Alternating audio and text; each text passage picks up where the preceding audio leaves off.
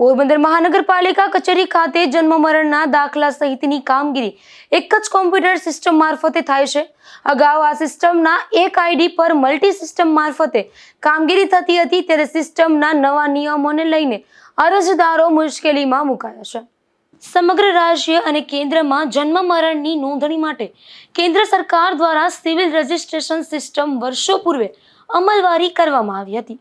આ સિસ્ટમ મારફતે દરેક રજિસ્ટર શાખામાં કામગીરી કરવામાં આવતી હતી, ત્યારે કેન્દ્ર સરકાર દ્વારા આ સિસ્ટમમાં ફેરફાર કરવામાં આવ્યો છે।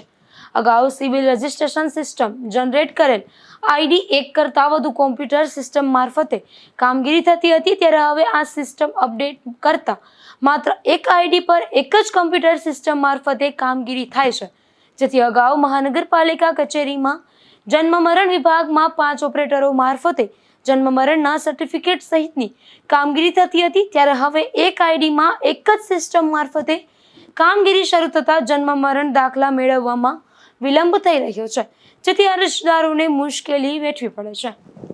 નિપુલ પોપટ સાથે અશોક થાનકી, ગુજરાત ન્યૂઝ, પોરબંદર।